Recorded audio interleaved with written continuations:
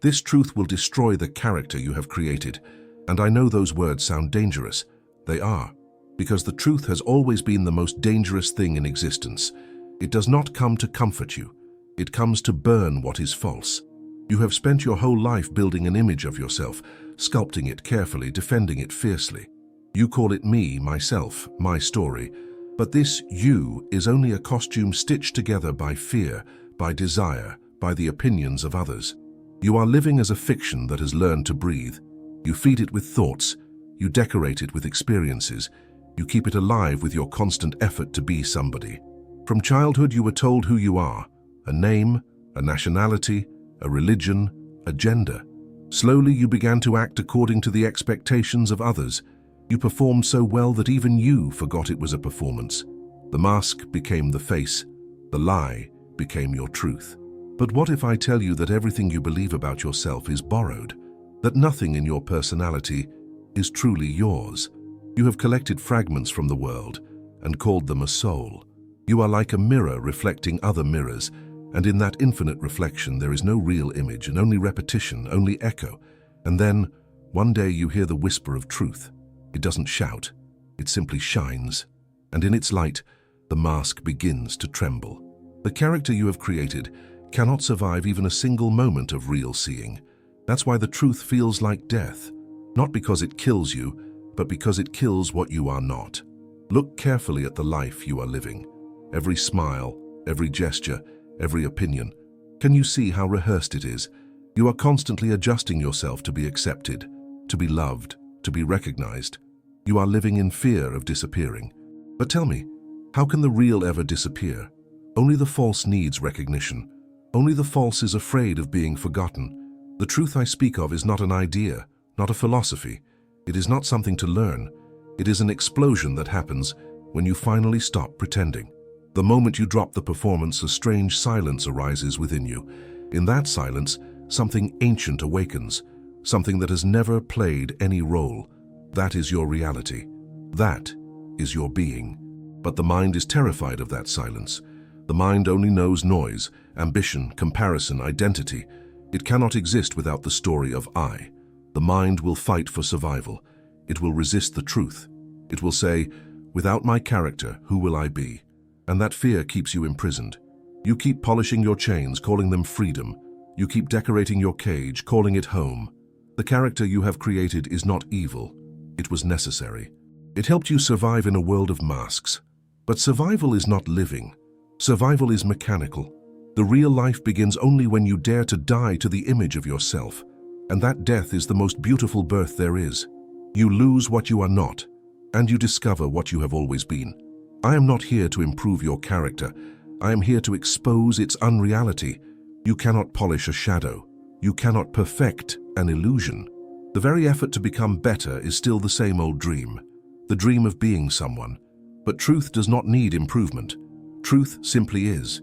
Do not mistake this for pessimism. I am not against your personality. I am for your being. The personality is just the cloud. The being is the sky. You have been living inside the cloud thinking that is all there is. But once the wind of truth passes through you, the cloud dissolves, and suddenly there is vastness, infinite, boundless, uncreated.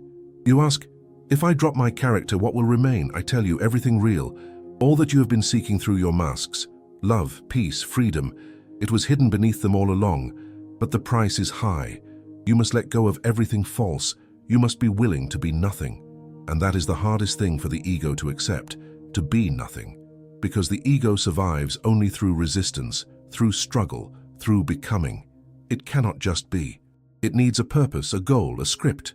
The truth has no script. It flows, it dances. It does not care for applause. It does not depend on anyone's approval.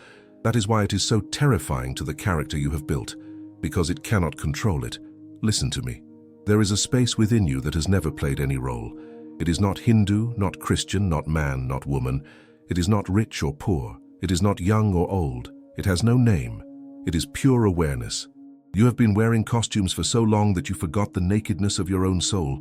When I say, this truth will destroy the character you have created, I am not threatening you. I am inviting you. I am inviting you to die as the dream, so that you may awaken as the real. Let that sink in. The destruction is not the end. It is the beginning of freedom. When you begin to see the falseness of your character, the first feeling that arises is fear. You start to tremble because the ground beneath your identity begins to disappear. You have walked your entire life on that ground, the solid illusion of, I am this, I am that. Suddenly, it is gone. You look around and there is nothing to hold on to. But understand this, what disappears was never real and what remains can never be lost. The ego dies many deaths before the being is born. It will scream, it will fight, it will use every trick it knows to survive. It will tell you that without it you are nothing. And I say, yes, exactly, you are nothing. And that nothingness is your truth. You are not a thing among other things. You are the vastness in which all things appear and disappear. You are the silence in which even the ego's voice echoes and fades. But you have been afraid of that silence. You have filled it with words, beliefs, identities, relationships, possessions, anything to avoid looking directly into it. Because when you look into that silence, the character melts. The mask cannot exist under the sun of awareness. It can only survive in the shadows of unconsciousness. People come to me asking, how can I find God? How can I find enlightenment? And I laugh. Because you don't have to find what you already are, you only have to lose what you are not. God is not hidden. Your mask is just too thick. Enlightenment is not a destination. It is the realization that there was nowhere to go. The seeker must disappear for the truth to appear. As long as you are there, clinging, searching, desiring, you remain the character. The very one who seeks is the barrier.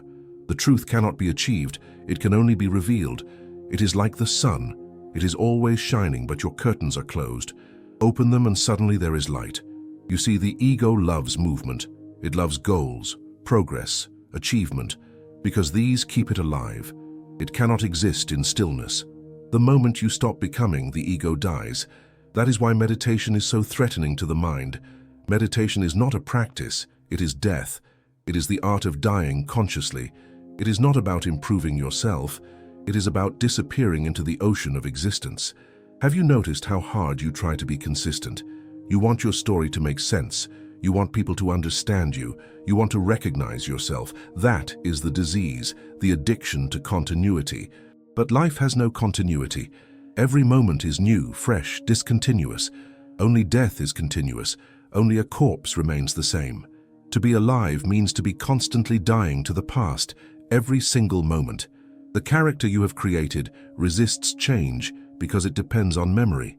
It says, I am this person, I have this history. But I tell you, you are not your history. You are the space in which history happens. When you look deeply into who you think you are, you will find only thoughts, memories, sensations, all passing, all transient. And yet something within you watches it all. That watcher, silent, untouched, pure, that is your reality. Once you taste that silence, the whole drama of the world becomes transparent. You can still play roles. You can be a father, a mother, a friend, a lover, but you no longer get lost in the play. You act, yet you know you are acting. You love, yet you know love is eternal and does not belong to any particular person. You live, yet you know that death cannot touch you. The character you have created fears death because it is made of time. But the truth within you is timeless. How can time destroy the eternal? The drop fears losing itself in the ocean, but the ocean was always its home. The moment the drop surrenders, it realizes it was never separate. That surrender is what I call awakening. The world tells you, be someone important, leave a legacy, make your mark. And I tell you, leave no mark, be like the wind, pass through the world silently, untouched. Let your presence be like a fragrance, invisible, effortless, yet unforgettable. Only then can you know freedom. You think freedom means to do whatever you want. That is not freedom. That is slavery to desire. Real freedom is to see that there is no you who wants anything. Desire belongs to the character. Awareness has no desire. Awareness is content in itself.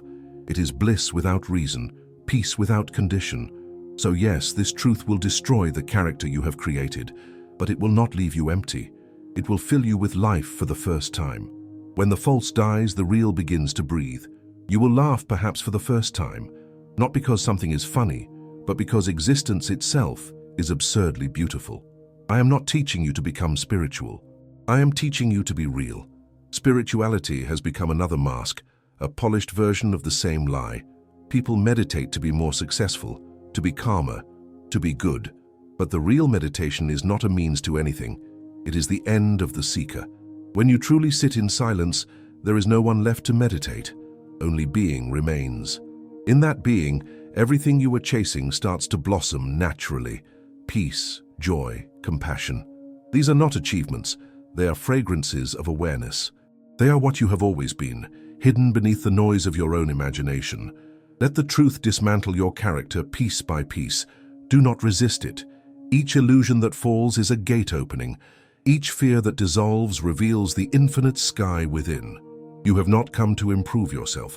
You have come to remember yourself, and what you truly are cannot be improved. It can only be remembered. When you no longer cling to your character, the whole structure of your suffering begins to crumble, because suffering belongs to the false. The real cannot suffer. It can only witness. The ego is born from division, the division between who I am and who I should be, between what is and what I want. It thrives on this conflict. It cannot exist in wholeness. The very essence of the ego is tension, and that tension becomes your life. You have been living as a knot, tight, anxious, constantly striving. But once the truth touches you, the knot unties itself. The struggle ceases, not because you have solved your problems, but because the one who had problems disappears. You were never incomplete. You were only dreaming of incompleteness. You were never in chains. You were only imagining yourself bound. The ego survives through imagination. It feeds on thought, memory, desire. The moment you see through it, it collapses like a shadow under sunlight. It has no substance of its own, but understand this collapse can feel like chaos. You will feel lost, as if the ground has vanished. The mind will panic. It will shout, "I am dying, everything is meaningless." And you must allow this death to happen. Don't interfere, don't run away. Let the illusion die completely. Because only when the false dies, the real can live. When a snake sheds its old skin, it does not mourn. It simply lets go. But man clings even to what hurts him.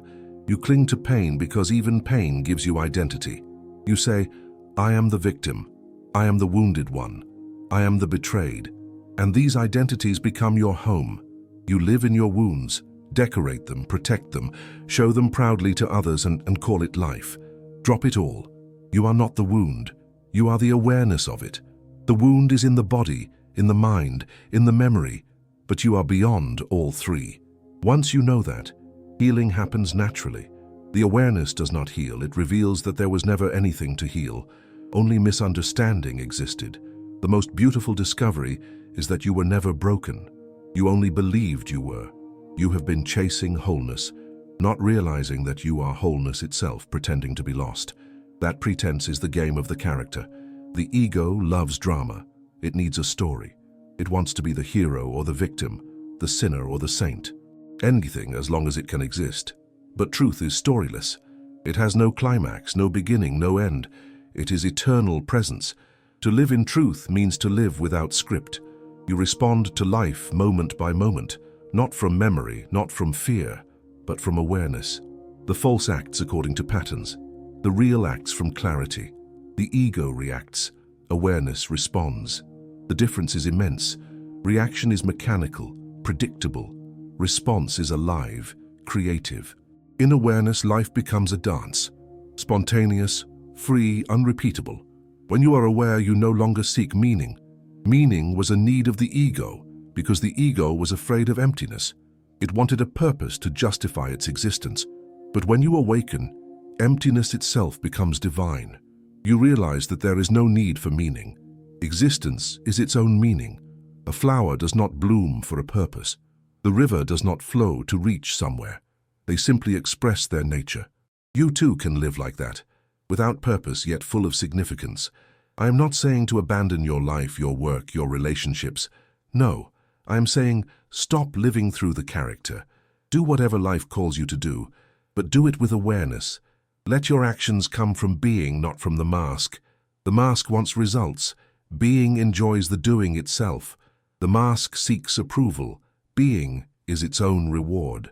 You see, the whole world is full of characters performing on a vast stage, pretending to be awake, pretending to love, pretending to care. Everyone is acting, and everyone is tired. The world is exhausted not because of work, but because of pretending. Living as a false self drains your energy.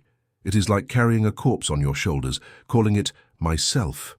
When you drop the corpse, suddenly there is lightness, playfulness, laughter. You begin to laugh at yourself, at how seriously you took this game. And in that laughter, enlightenment happens. Because enlightenment is nothing but the laughter of awakening.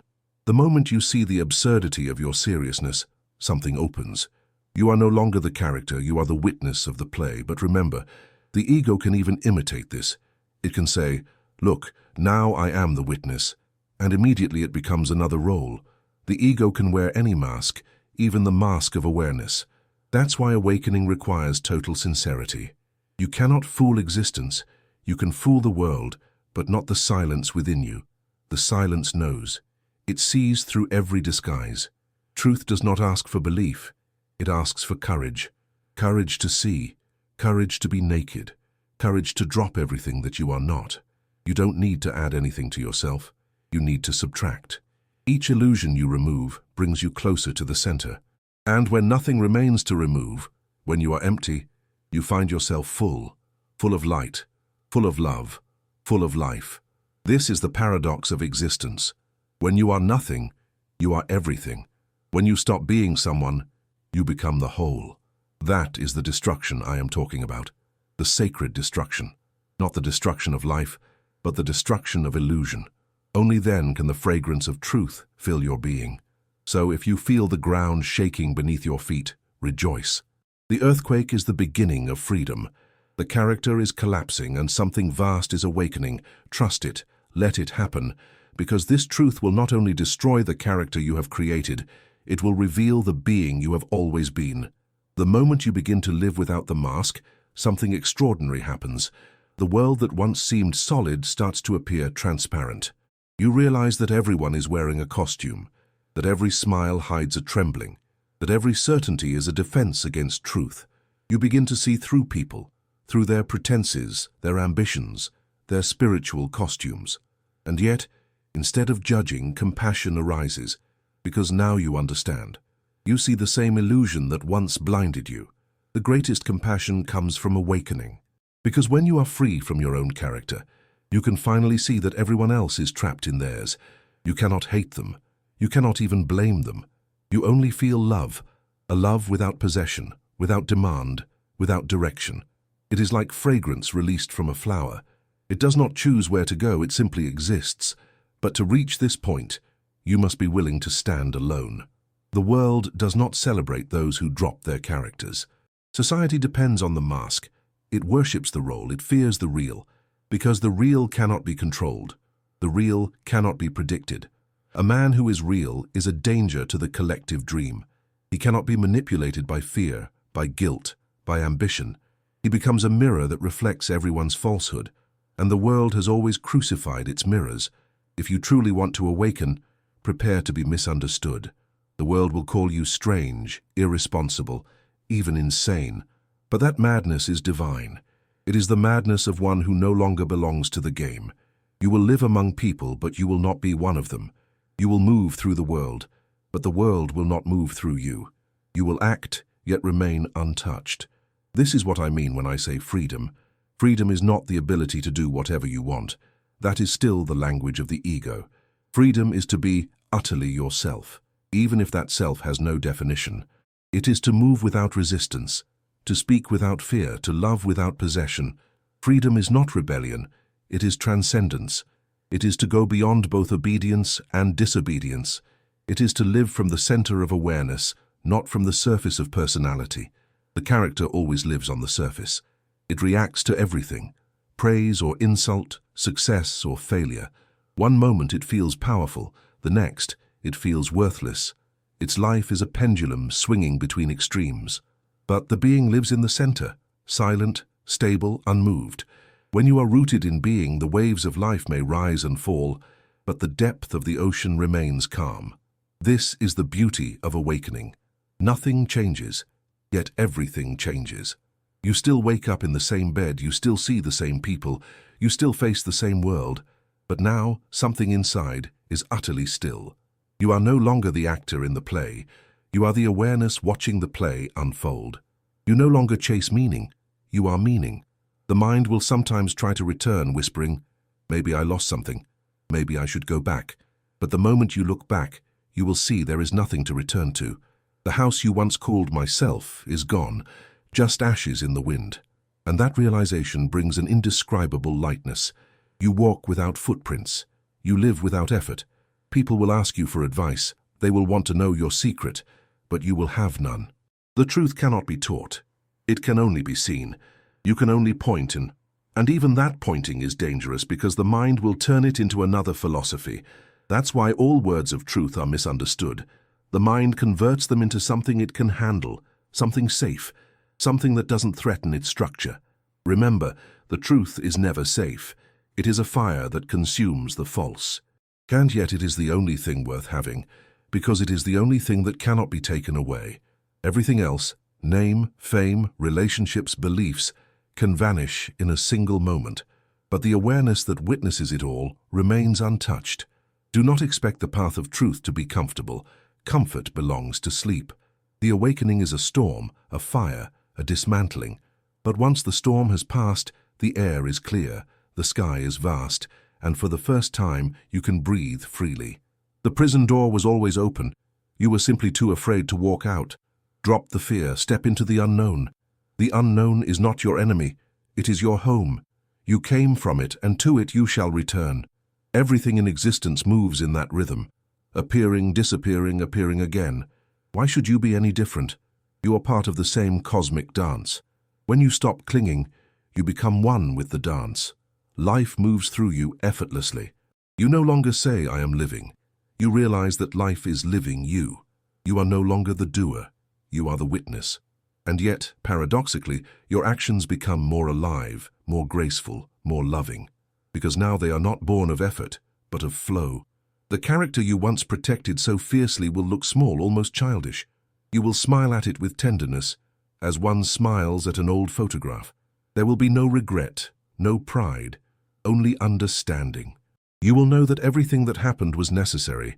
Every mask was part of the journey. Even illusion has its role. It brings you to the truth. So do not curse the false. Just see it. Seeing is enough. Awareness itself is the fire that purifies. When you see deeply, you do not need to destroy, and destruction happens naturally. The unreal cannot stand the gaze of consciousness.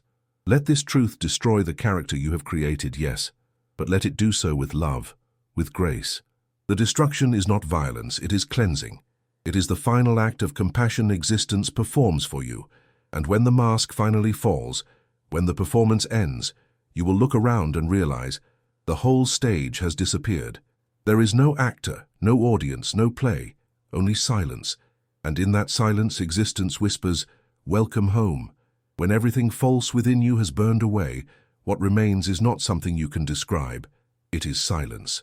Not the silence of absence, but the silence of fullness. The silence that is alive, breathing, vibrating. In that silence there is no center and no boundary. There is no I left to claim it. You have become the space itself. You are not in existence anymore. You are existence. This is what I mean when I say, this truth will destroy the character you have created. Because only when the character is gone can the real appear. The false cannot coexist with the real, just as darkness cannot coexist with light. You cannot serve two masters, the ego and the truth. You must choose. And the choice is not between comfort and discomfort, but between sleep and awakening, between dream and reality, between imitation and authenticity. Most people choose the dream because it is familiar. They decorate their prison walls and call it home. They give meaning to their chains and call it destiny. But a few, very few, dare to look beyond. Those few are not special. They are simply courageous enough to face nothingness. They are ready to die before death. They have understood that only by dying to the false can one be truly born. And once this inner death happens, something miraculous unfolds. Life becomes utterly simple. You no longer chase. You no longer demand. You no longer carry the weight of becoming. You live as if you are not. You breathe, and existence breathes through you. You move, but you are not the mover. The dance continues, but the dancer has disappeared. In this disappearance, the fragrance of truth begins to fill everything. Love flows, not as emotion, but as being. Compassion flows, not as duty, but as your natural fragrance. Creativity arises, not as ambition, but as play. You start to see beauty everywhere because there is no longer a you to divide the world into beautiful and ugly, right and wrong, sacred and profane. Everything simply is, and that isness is divine. To live like this is to live without fear, because fear belongs to the mind that wants to survive. The being does not survive. It simply is.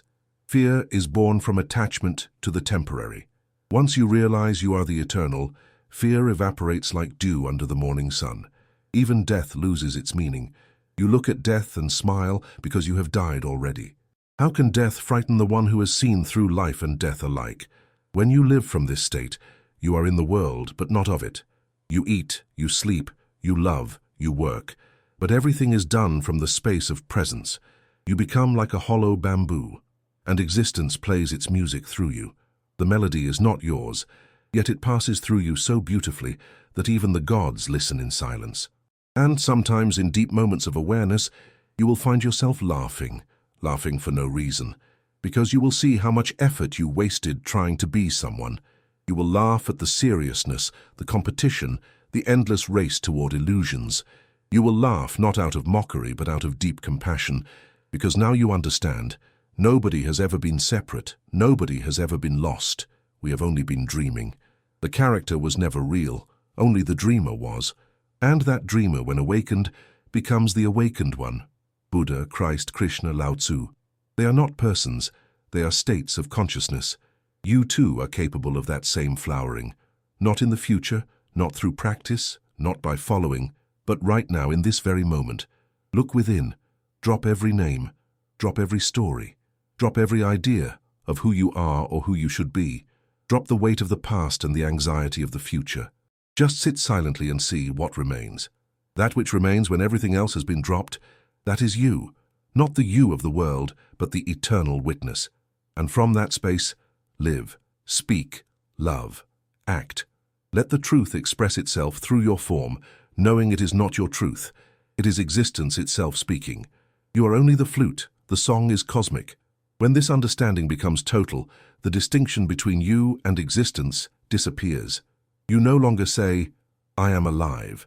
You say, life is, and that is enough. The character you have created may still appear in the world. People will still call you by a name.